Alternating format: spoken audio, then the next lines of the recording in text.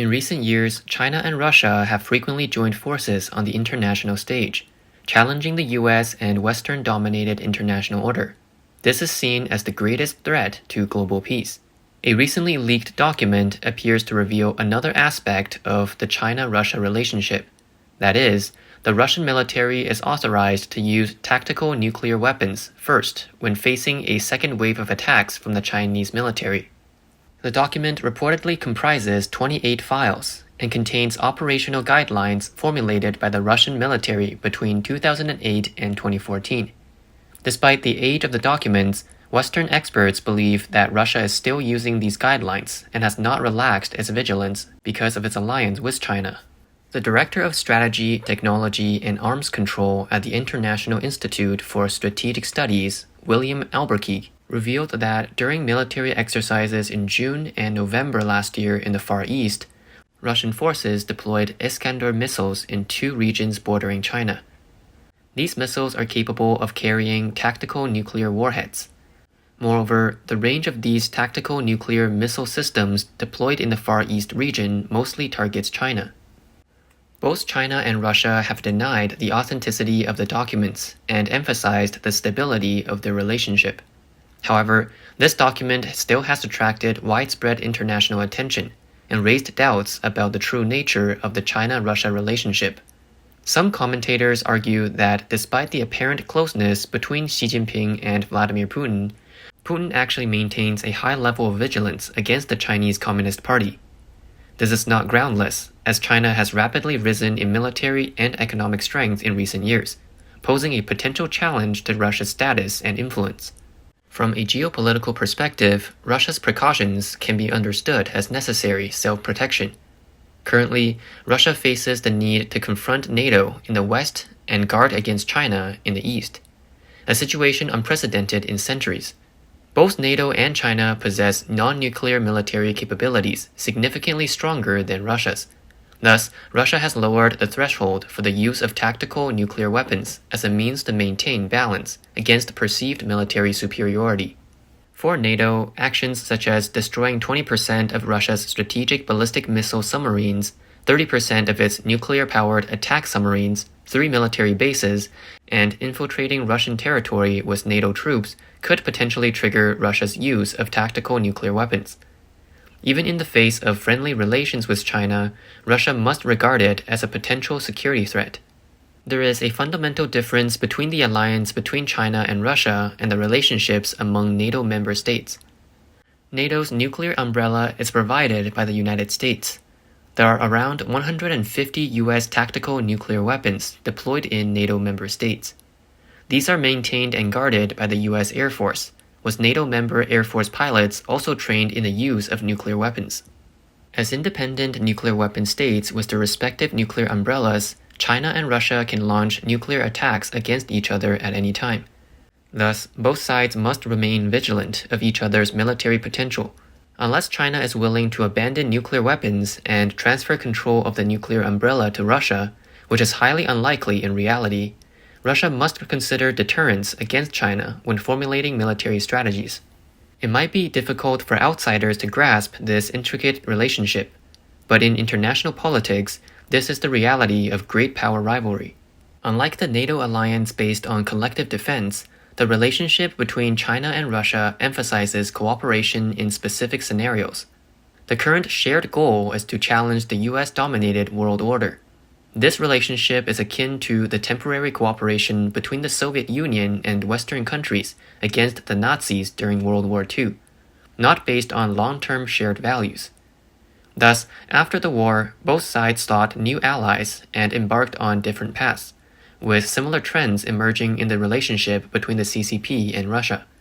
While both countries currently aim for a multipolar world, they may encounter differences and challenges in practical operations. In a recent interview, Putin explicitly stated that Russia is not the biggest threat to the West, but rather China. This statement reflects ongoing strategic differences between the two countries.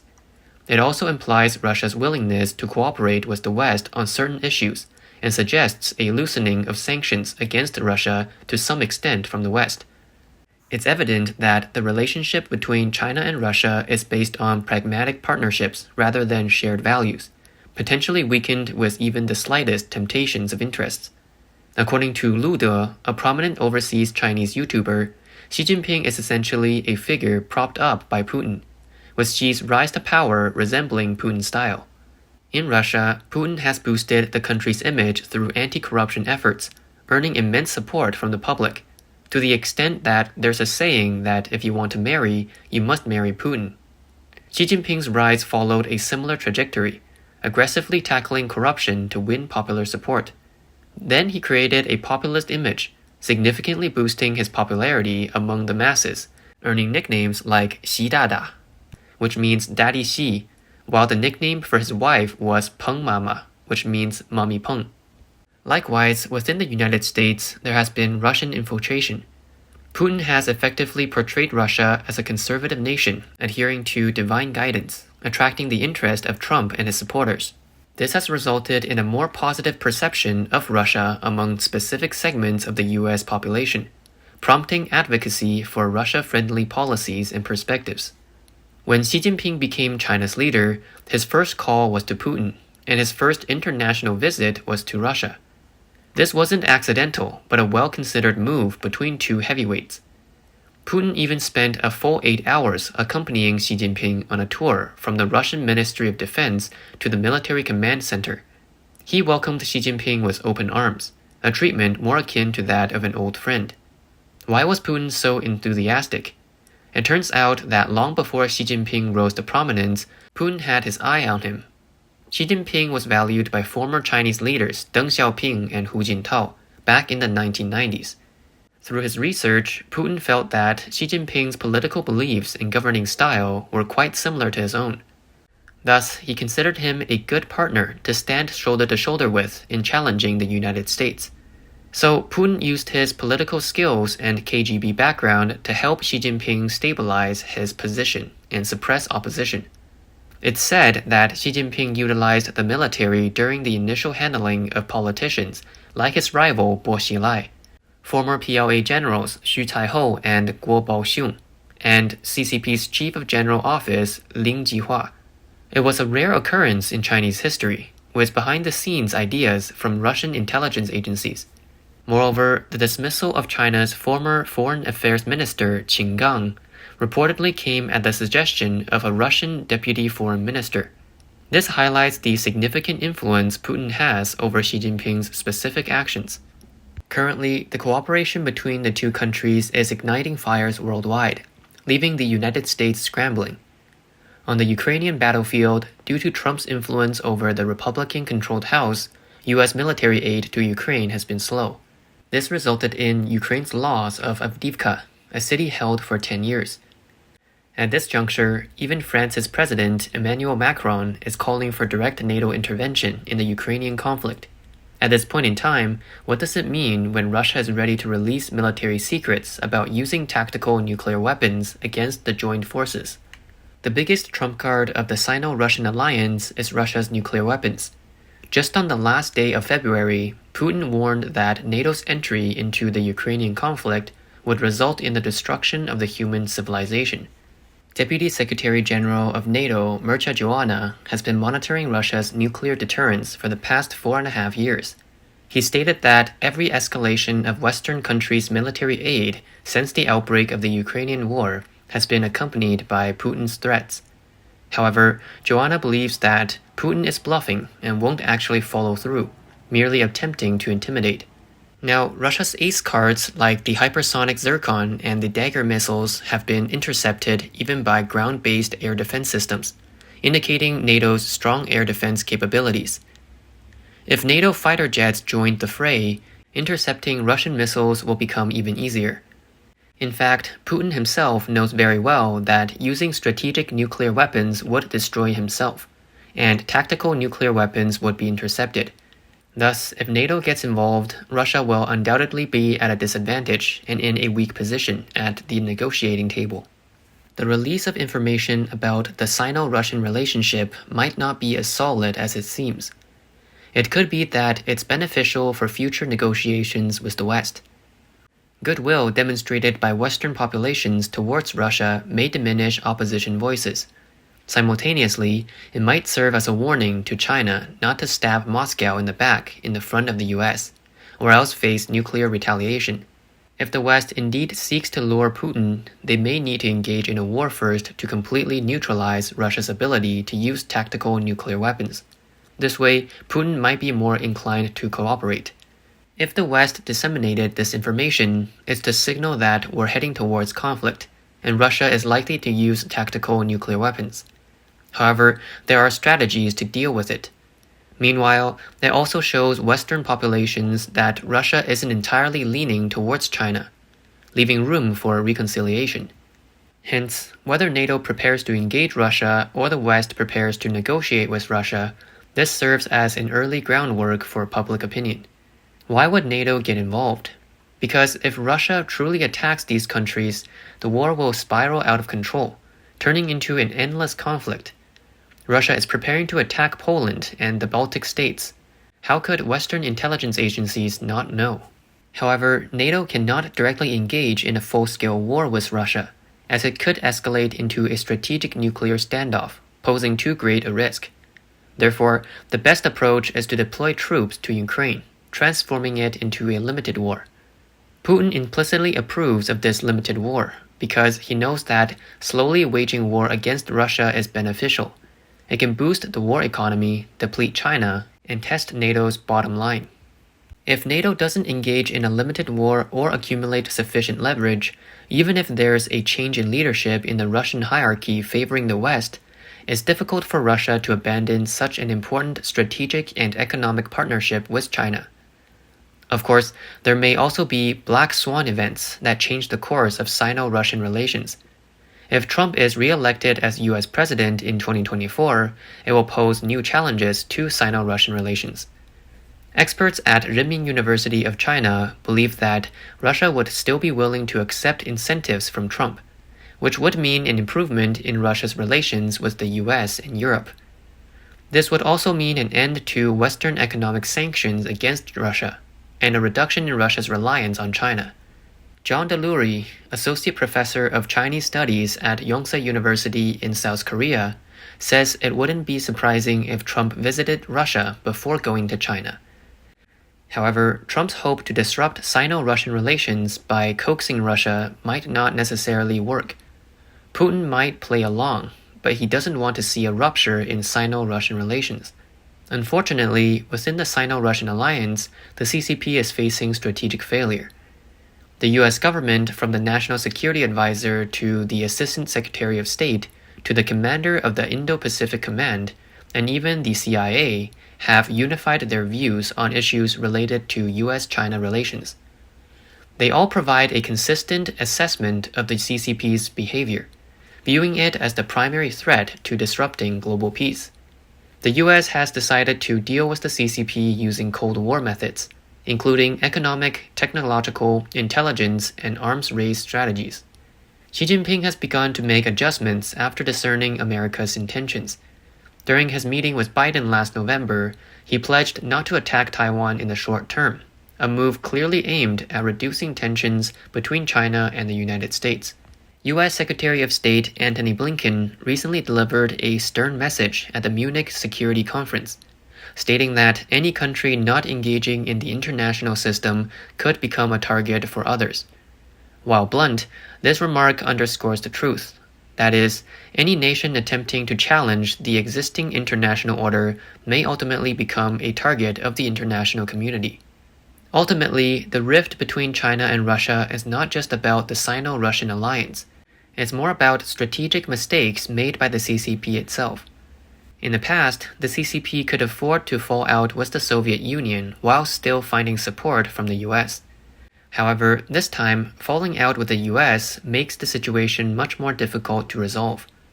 No one can save China now. The CCP's current economic growth model is no longer viable, and development is facing numerous challenges. Xi Jinping seems to realize that without financial investment from the United States, they will struggle to sustain their economic status, hence the reluctant meeting with Biden. The CCP may just be beginning to understand the importance of maintaining stable control during the Cold War era. The lack of international political knowledge among CCP leaders leads them to view great power competition as a zero-sum game of conflict and confrontation, as they are always seeking to dominate the world. Xi Jinping dared to provoke a new US-China Cold War in 2020 by allowing the Chinese Navy to conduct exercises near Midway Atoll. This was fundamentally due to his limited understanding of international politics.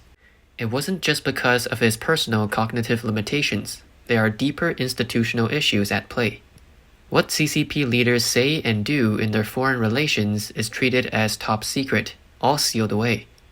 This resulted in senior CCP officials being clueless about relations with neighboring countries after former Chinese leader Mao Zedong's death, thus making it difficult for them to accurately understand the international situation. For example, Mao Zedong once told Kim Il-sung that China's 3 northeastern provinces could be given to North Korea. Kim then reported this to Moscow. These are recorded clearly in the Russian archives. However, after Mao's death, none of the subsequent CCP leaders knew about this. When Kim Il-sung's son, Kim Jong-il, took over and wanted to inspect the 3 northeastern provinces, Jiang Zemin was dumbfounded, completely at a loss. So, in essence, the CCP has dug its own pit. What past leaders did, subsequent leaders were clueless about, leading to a severe lack of understanding of international politics and relations. The policy recommendations submitted by think tanks lack depth and substance, unable to explain the intricacies of many issues. This institutional setup means Xi Jinping never had the opportunity to understand the true international situation. Thus, he thought that by engaging in a new Cold War with the United States, the US would fear him, but it only ended up hurting himself. The recent rift between the CCP and the US actually reflects the consistent style of the Communist Party, always wanting to leap from the position of a junior partner to that of a big brother. This storyline has played out between the CCP and their former big brother, the Soviet Union, as well. When Stalin died and Khrushchev took over, Mao Zedong felt it was his turn to take the stage. He pondered, why couldn't he be the leader? He believed he had the qualifications and held such a vast territory. Unfortunately, Mao Zedong's actual strength was not as strong as he had imagined, whether in terms of military power, economy, or industrial technology. Faced with this situation, Mao Zedong's solution was to expand externally, to raise his international status within the Communist Party circle. He shouted slogans like, "The East Wind prevails over the West Wind," and "US imperialism is a paper tiger." These slogans have been used by the CCP for years, and are aimed to express their desire for external expansion. The reason why CCP leaders are keen on external expansion lies in the fact that they know the people don't buy into the CCP's system. However, they want to prove the legitimacy and inevitability of the CCP system. Hence, they choose to demonstrate it through external expansion. This is the inherent nature of the Communist Party regime, to expand and aggress internationally. For example, in 1958, Mao Zedong planned to attack Taiwan with full force, but lacking support from Khrushchev, the plan had to be scaled down to the Kinmen artillery battle. That summer, Khrushchev secretly visited China, thinking he could have a good chat with Mao Zedong. However, when there was no important matter to discuss, Mao had all the members of the political bureau and various ambassadors come to see him off, making this secret visit public. The next day, Mao Zedong issued a statement saying that Khrushchev supported China, and then began preparations to attack Taiwan. However, the Soviet advisors in the General Staff Department of the People's Liberation Army transmitted this news back to Moscow. Khrushchev was furious at the time, thinking, "Are you trying to drag me down?" But he couldn't openly sabotage it, otherwise he would publicly fall out. In anger, Khrushchev refused to provide the CCP with samples of atomic bombs. Mao Zedong knew that Khrushchev wouldn't support him, so the grand plan to attack Taiwan fell through. The Sino-Soviet relationship was completely suspended until the late 1980s. At that time, the Soviet Union had been in a Cold War with the US for 10 years. They knew that economic warfare with the US was possible, but real war, especially nuclear war, was out of the question. Therefore, the Soviet Union proposed a strategy of peaceful coexistence, peaceful competition, and peaceful transition. Mao Zedong wanted to cause trouble by attacking Taiwan, though his real intention was to prevent Khrushchev from peacefully coexisting with the US. If the Soviet Union was really dragged down to support the CCP's attack on Taiwan, then the US-Soviet relationship would definitely be finished. It is believed that Putin also understands this history and has his own calculations regarding Xi Jinping. In fact, the relationship between China and Russia is not as solid as it appears on the surface. Historical grievances always surfaced at critical moments, making it difficult for the two countries to truly bond. For example, China's development in Russia's Far East, although portrayed as flourishing, is substantively driven by Russia's severe Western sanctions. Thus, they were forced to import large quantities of Chinese products, giving the appearance of thriving cross-border trade and tourism. However, Russia's long-awaited massive Chinese investment in the Far East has yet to materialize as expected. By 2023, the Chinese and Russian governments reached an agreement to use Vladivostok as a transport hub. But this seemed more like a token gesture than progress, as it was due to Russia's lagging infrastructure development. Furthermore, China's exploitation of timber, minerals, and fisheries resources in Russia often leaves behind environmental destruction and dissatisfaction among local communities. Chinese farmers leasing land in the Russian Far East are often criticized for unsustainable land use, environmental pollution, and neglect of local needs. Chinese hunters and fishermen are also accused of illegal hunting and overfishing. In August 2023, China released a new map claiming full sovereignty over the disputed Bolshoi-Ussuriski Island, even relabeling Vladivostok and Khabarovsk. Chinese tourists visiting Siberia and the Far East are often told by tour guides that they are visiting historical Chinese territory, undoubtedly provoking old territorial disputes. As for the Arctic, China covets its abundant energy resources and seeks to rapidly transport goods to Europe and North America via the Arctic Sea Route. China also wants to sell equipment, conduct engineering projects, and establish communications in Russia's Arctic region, as well as research climate change. However, Russia is reluctant to let China participate in Arctic development. Currently, the cooperation between the two countries in the Arctic is limited to the Yamal liquefied natural gas project, which is funded by China. Faced with Russia's restrictions, China is beginning to seek cooperation with other Arctic countries. Although the Arctic is not yet a potential powder keg in Sino-Russian relations, with global climate change, the development of Arctic resources is becoming easier. Also, with Russia's economic decline, China may pressure Russia to make more concessions in the Arctic in the future. These two countries are likely to have more direct conflicts to come in the strategic Arctic region. While Xi Jinping and Putin enjoy a close bond, the ties between the Chinese and Russian systems remain superficial. Beyond sinologists and diplomats, there's a lack of Russian ministers, corporate executives, or academic and cultural leaders with significant experience or connections in China. Similarly, most Chinese elites have been educated in the US and Western Europe over the last 4 decades, and predominantly engage with and invest in the Western world. Many Chinese decision-makers and analysts maintain a realistic view of their association with Moscow. They acknowledge Russia's utility as an economic, strategic, ideological, and diplomatic ally for China, but remain wary of placing complete trust in it.